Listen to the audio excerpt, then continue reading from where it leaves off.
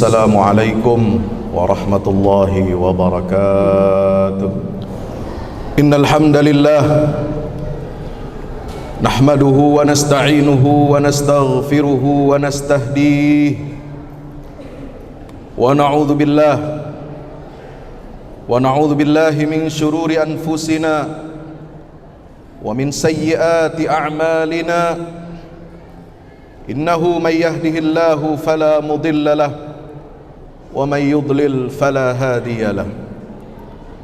Asyhadu an la ilaha illallah wahdahu la syarika lah wa asyhadu anna sayyidana wa nabiyyana Muhammadan abdullahi wa rasuluhu la nabiyya ba'dah.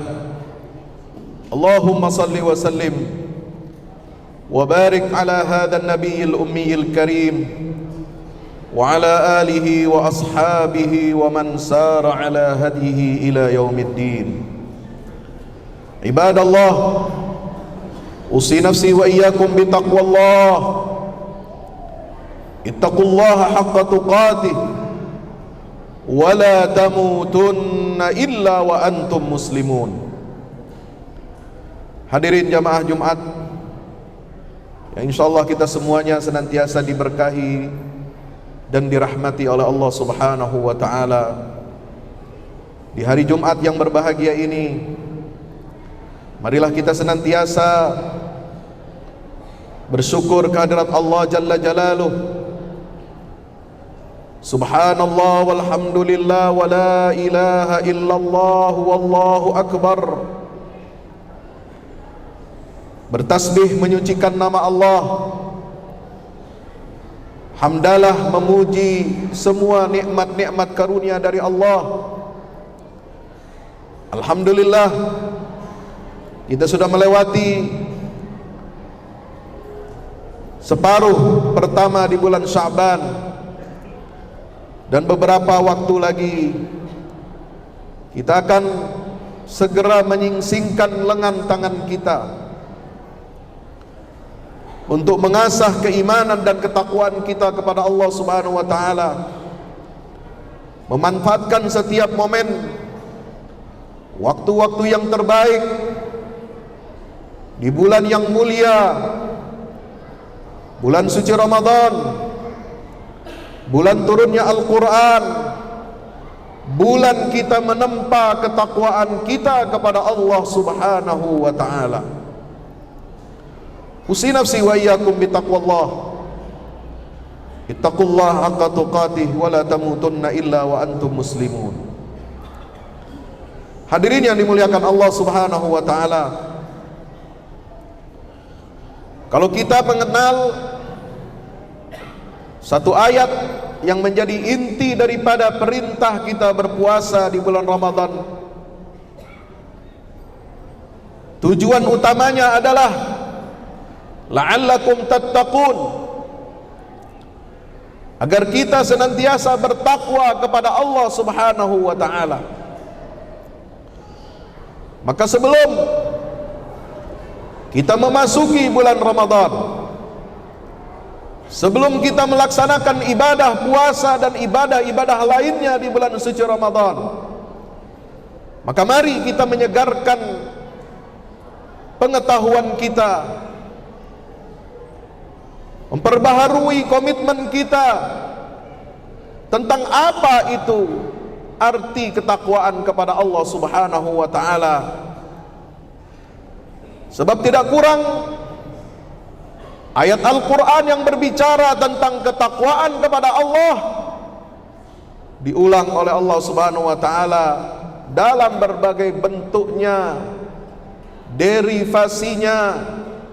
Apakah dia kata kerja ittaqa, apakah dia kata kerja masa lampau dan masa yang sekarang ini, masa yang akan datang, tattaqun, apakah dia berupa isim masdar at-taqwa, terulang di dalam Al-Quranul Karim dalam kurang lebih 250 ayat.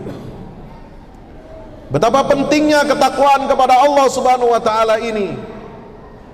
Sehingga ketakwaan kepada Allah Subhanahu wa taala adalah salah satu inti daripada dakwah seruannya seluruh nabi dan rasul.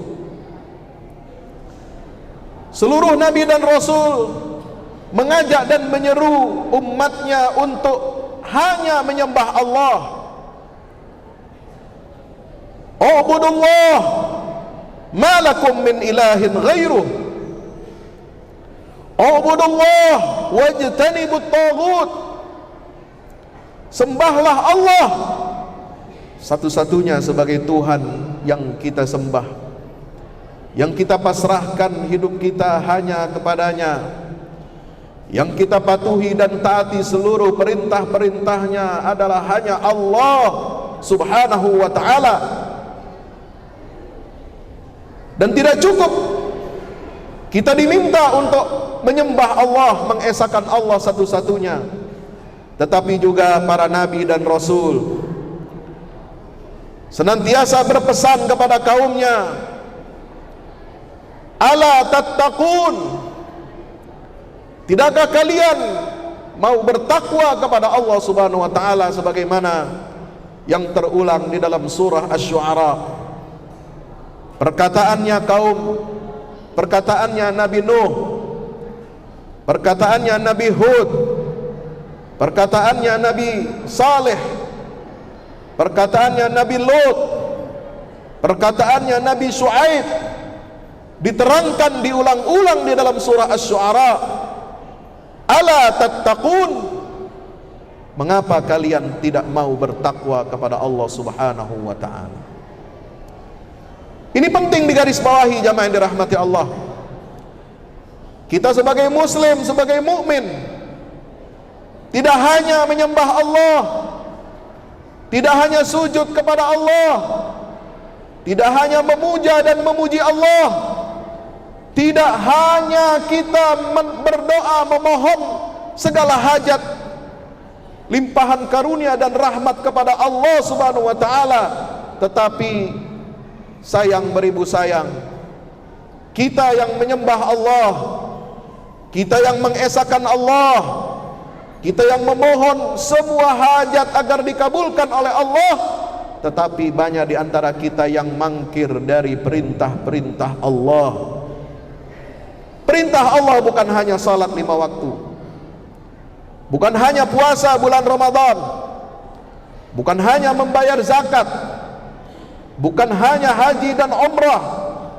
Perintah Allah begitu banyak dan luas cakupannya, mencakup seluruh dimensi kehidupan manusia untuk menata kehidupan kita dari dunia sampai akhirat, agar kita bahagia hidup di dunia dan selamat nanti di yaumil qiyamah, mendapatkan ridha Allah, masuk ke dalam surganya Allah Subhanahu wa ta'ala.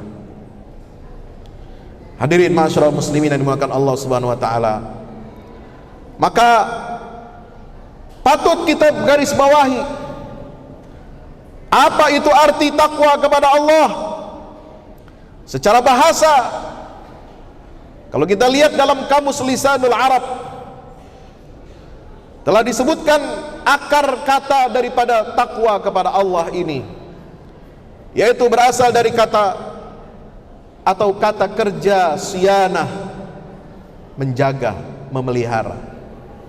Al-hadar, bersikap waspada.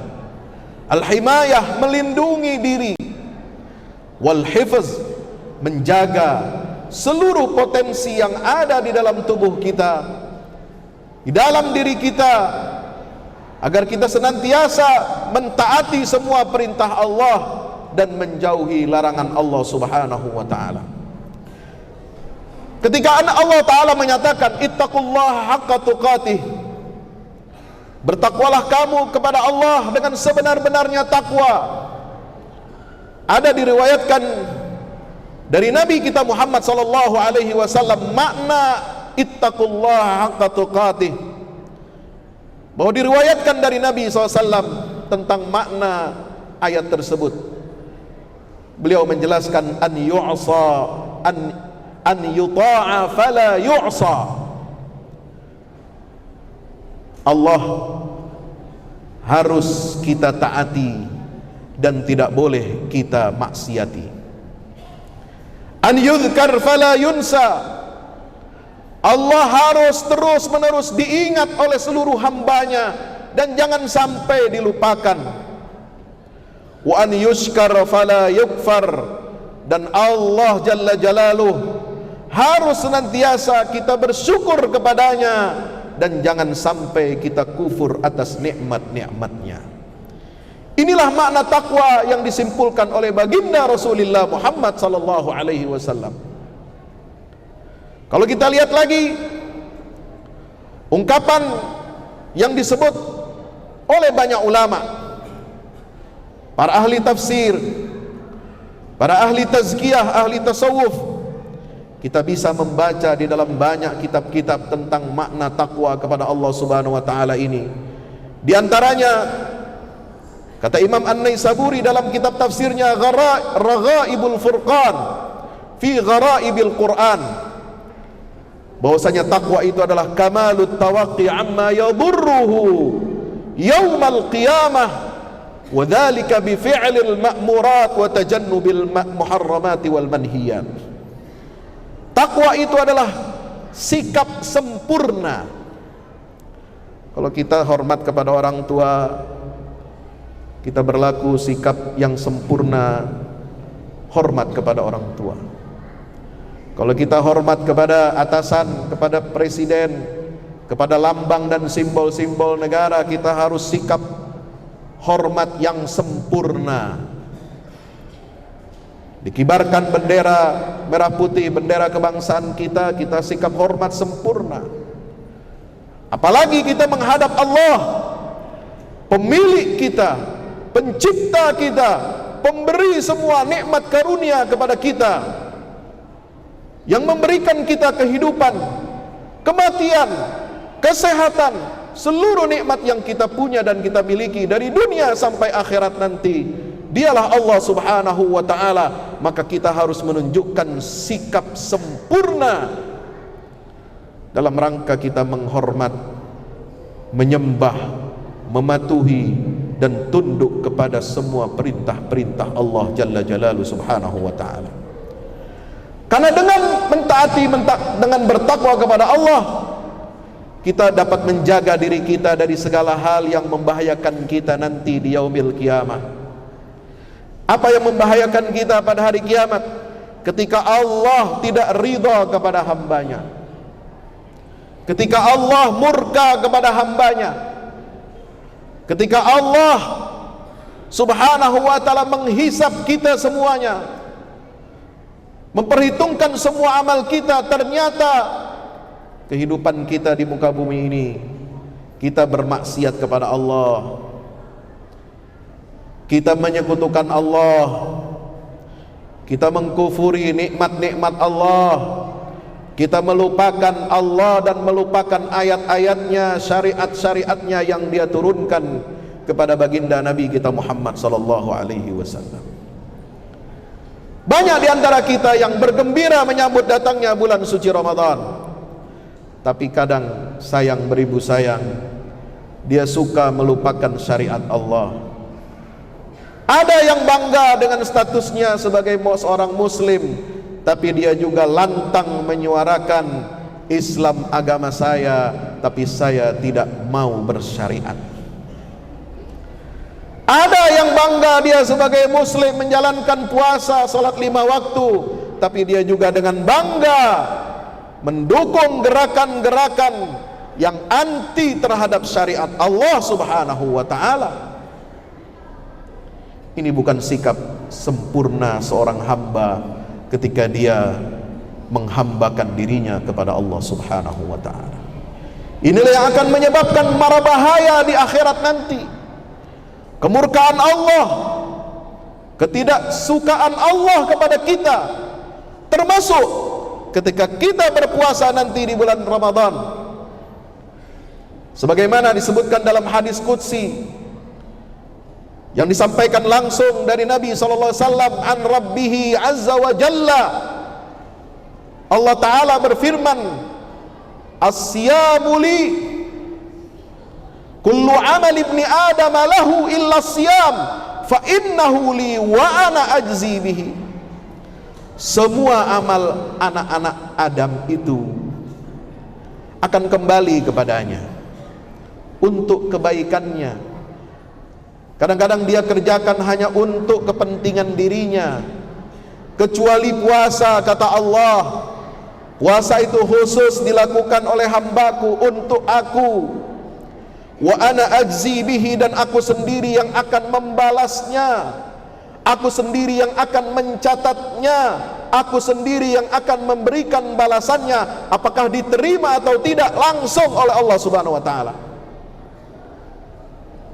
Tidak seperti amal yang lain, perbuatan yang lain, ketaatan yang lain kita kepada Allah, semuanya dicatat oleh malaikat. Dan malaikat punya aturan mencatat amal kita. Kalau kita berniat berbuat jahat, tidak dicatat oleh malaikat. Kalau berbuat kejahatan, dicatat hanya satu kejahatan oleh malaikat, dosanya satu. Kalau kita berniat berbuat amal saleh, dicatat sebagai pahala oleh malaikat. Baru berniat, belum mengerjakan. Dan ketika kita mengeksekusi, mengerjakan amal saleh itu, dicatat 10 kebaikan, 10 kali lipat oleh para malaikat. Tetapi khusus ibadah puasa, terutama di bulan suci Ramadan, yang turun tangan langsung mencatatnya adalah Allah Subhanahu wa ta'ala. Kenapa demikian? Untuk menunjukkan bahwa kita beribadah puasa Ramadan ini harus serius. Tidak boleh main-main kita berpuasa, tidak boleh sembrono kita berpuasa, seenaknya kita melakukan hal-hal yang tidak disukai oleh Allah Ta'ala. Karena semua amal ibadah puasa kita ini langsung dicatat oleh Allah Subhanahu wa ta'ala. Kalau kita berpuasa, kita melanggar aturan Allah, Allah pasti tidak suka. Allah pasti benci puasa kita. Kalau ada kita berpuasa menahan lapar, menahan haus, menahan diri dari berhubungan intim suami istri, kita tinggalkan itu untuk Allah, tetapi kita melanggar aturan-aturan Allah yang lainnya pada saat kita berpuasa. Kita ghibah, kita namimah, kita memfitnah orang, terus berjalan ketika kita berpuasa.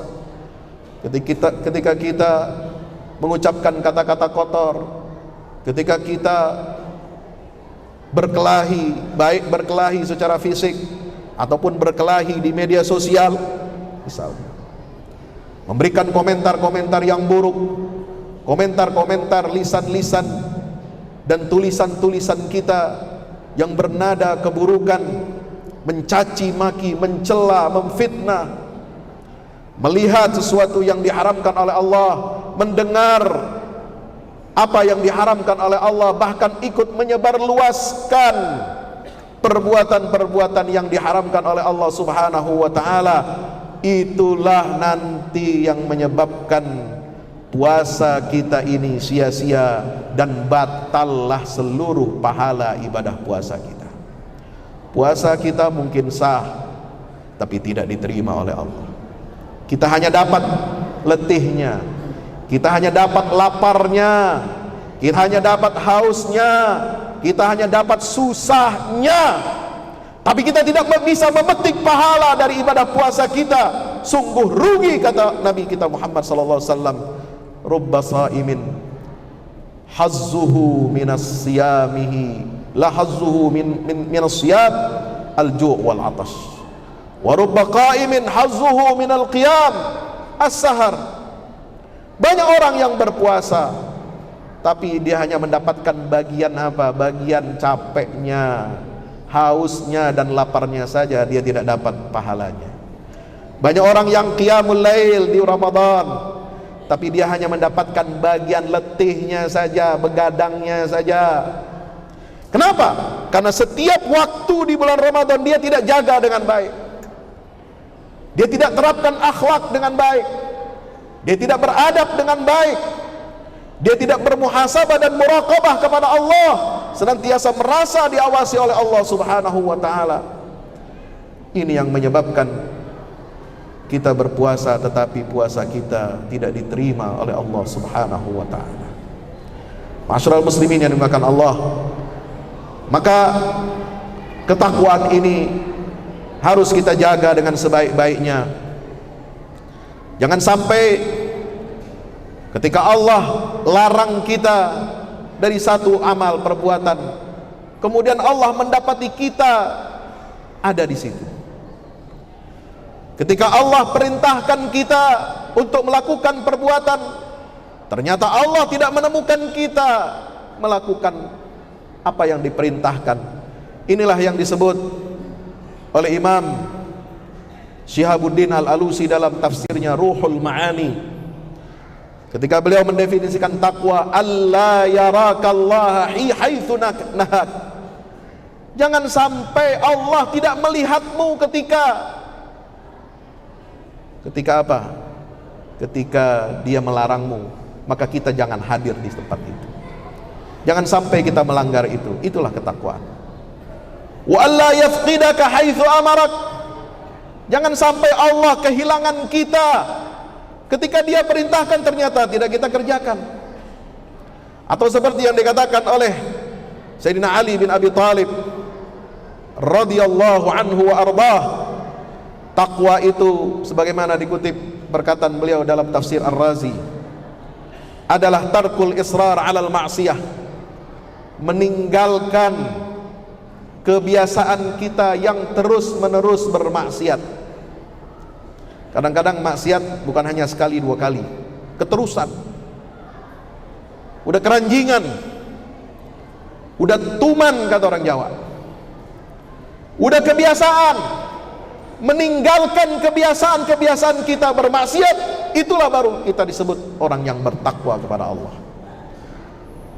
Kemudian kata Sayyidina Ali bin Abi Thalib, wa tarkul ightirari bit ta'ah, meninggalkan kita punya rasa sombong, kita tertipu dengan ketaatan-ketaatan kita kepada Allah, merasa diri kita sudah hebat, merasa diri kita sudah suci, merasa diri kita sudah banyak pahala, merasa diri kita diridhoi oleh Allah. Berarti ketika itu, saat itu kita sedang tertipu oleh tipu daya syaitan. Nah, ketika kita meninggalkan sifat ghurur dengan ketaatan kepada Allah, kita tidak tertipu dengan berbagai macam ketaatan yang sudah kita lakukan, dan selalu merasa kurang, selalu muhasabah kita di hadapan Allah, selalu merasa kecil di hadapan Allah, selalu kita mengevaluasi diri kita bahwa kita belum apa-apa, belum mengerjakan apa-apa. Itulah baru kita disebut sebagai orang yang bertakwa kepada Allah Subhanahu wa taala. Masyaallah yang dirahmati Allah, terakhir, begitu banyak buah yang akan kita petik dari ketakwaan kepada Allah Subhanahu wa taala. Ada kurang lebih 27 buah manfaat yang akan diperoleh seorang hamba ketika dia bertakwa kepada Allah Subhanahu wa taala. Dengan ketakwaan yang sesungguhnya seperti yang diuraikan oleh Nabi SAW dan ulama salafus salih. Ini disimpulkan oleh Al-Imam Fairuz Zabadi dalam kitab Basairu Dzawit Tamyiz fi Lataifil Kitabil Aziz. Beliau menyimpulkan ayat-ayat yang 250 di dalam Al-Quran tentang ketakwaan kepada Allah itu, disimpulkan ada 27 manfaat buah yang akan kita petik dari ketakwaan kita kepada Allah. Di antaranya kita akan mendapatkan karamah, kemuliaan dari Allah, kita akan mendapatkan pertolongan dari Allah, kita akan mendapatkan ilmu dan hikmah dari Allah, dosa-dosa kita akan digugurkan oleh Allah Subhanahu wa taala, dan pahala kita akan dilipat gandakan oleh Allah. Kita juga akan mendapatkan ampunan Allah, kita akan dijauhkan oleh Allah Subhanahu wa taala, dikeluarkan dari kegundahan, kegelisahan dan semua ujian dalam keadaan selamat. Kita akan mendapatkan rizki yang luas, kita akan mendapatkan taufik, dan terjaga dari perbuatan-perbuatan yang sia-sia. Kita akan beruntung mendapatkan kesaksian Allah bahwa kita adalah orang yang imannya benar dan jujur di hadapan Allah Subhanahu wa taala. Kita juga akan mendapatkan cinta Allah. Kita juga akan mendapatkan qurbah, kedekatan kita kepada Allah. Kita akan mendapatkan pahala berupa surganya Allah. Bahkan hanya orang-orang yang bertakwa yang diterima sedekahnya oleh Allah Subhanahu wa taala. Juga kita akan aman dari segala macam bahaya dan bencana-bencana, baik bencana yang zahir maupun bencana yang bersifat batin. Itulah diantara thimarut taqwa, buah ketakwaan kita kepada Allah Subhanahu wa taala. Mudah-mudahan dengan ibadah kita di bulan suci Ramadan, dengan persiapan ruhiyah, persiapan spiritual, persiapan ilmu, persiapan fisik, persiapan harta, untuk kita banyak bersedekah di bulan suci Ramadan, untuk menjaga diri kita dengan ketakwaan kepada Allah di bulan suci Ramadan. Mudah-mudahan ketakwaan itu berbuah dan kita dapat memetik hasilnya. Mudah-mudahan puasa kita senantiasa diterima oleh Allah Ta'ala. Barakallahu li wa lakum fil Qur'anil azim wa nafa'ani wa iyyakum bima fihi minal ayati wa dzikril hakim fastaghfiruhu innahu wal ghafurur rahim. Alhamdulillahi wahdah sadaqa wa'dah wa nasara 'abdah wa 'azza jundahu wa hazama al-ahzaba wahdah. Asyhadu an la ilaha illallah wahdahu la syarika lah wa asyhadu anna Muhammadan 'abduhu wa rasuluhu la nabiyya ba'dah. Allahumma salli wa sallim wa barik ala nabiyyina Muhammad wa ala alihi wa ashabi wa man tabi'ahum bi ihsanin ila yaumil qiyamah. Usi nafsi wa iyyakum bi taqwallah. Ittaqullaha haqqa tuqatih wa la tamutunna illa wa antum muslimun.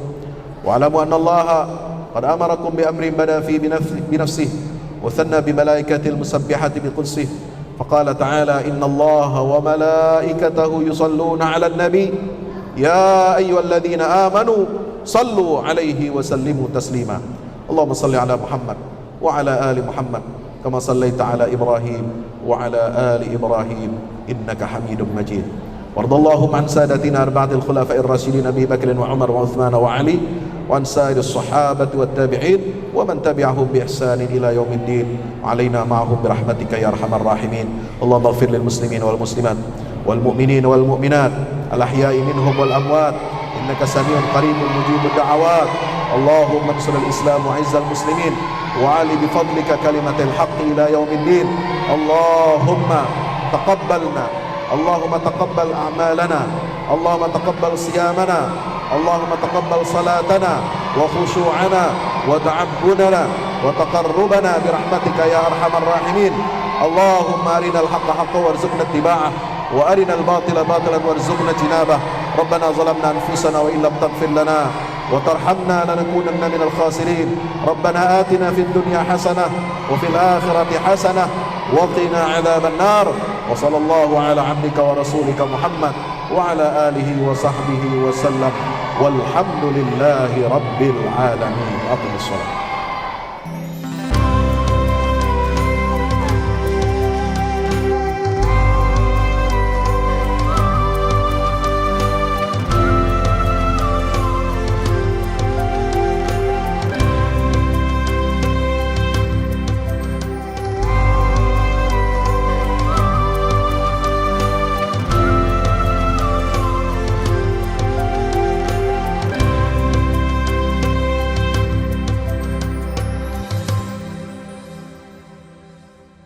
Assalamualaikum warahmatullahi wabarakatuh. Alhamdulillah kita udah selesai pengecoran rooftop ya. Itu apa? Tangga buat ke bawah. Yang ini di atas buat toren 2 biji. Ini semua udah dikeliling tembok. Ya, ini untuk lantai paling atas buat futsal, buat jemuran, buat apa, tanaman hidroponik juga ntar insya Allah ya. Terus support ya teman-teman. Alhamdulillah terus selesai pengecorannya semuanya ya. Ini progres kita terbaru dan jadi buat olahraga, buat utilities ya, multiguna. Nah, kita turun sini semua. Ini lantai 3. Ini untuk asrama, ya, untuk kamar-kamar, dan nah di situ musola. Nanti di situ musola, ya. Ini kamar-kamar dan musola buat santri-santri tahfiz kita, insya Allah.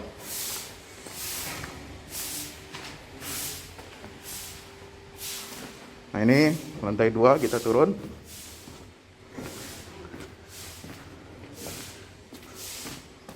Ini untuk kelas-kelas, ya, kelas-kelas tahfidz, kelas-kelas tadabbur, insya Allah. Mau udah jadi, alhamdulillah, ke dukungan antum semua. Nah, tinggal ke bawah, di sini buat aula semua di sini, ya. Mohon doanya terus, mudah-mudahan berkah, mudah-mudahan cepat jadi finishing. Kira-kira finishingnya ini butuh 1,5 M lagi, ya. Mudah-mudahan. Al-Fatihah. Al-Fahmu Institute mempersembahkan serangkaian buku karya Ustadz Fahmi Salim LCMA. Buku pesan-pesan tauhid untuk negeri di masa pandemi. Buku mutiara ilmu-ilmu Al-Quran. Ada diskon 20% untuk buku tafsir sesat 58 esai kritis wacana Islam di Indonesia dan buku kritik terhadap studi Al-Quran kaum liberal. Anda dapat memesannya melalui layanan WhatsApp di nomor 0877 063 7192 dengan format pemesanan ketik nama, alamat lengkap, nomor handphone, dan jumlah buku yang diorder. Ongkos kirim di luar harga buku dan menyesuaikan wilayah dengan paket standar. Lampirkan juga bukti transfer Anda ke rekening BNI Syariah di 0631 748573. Tunggu apa lagi? Pesan sekarang.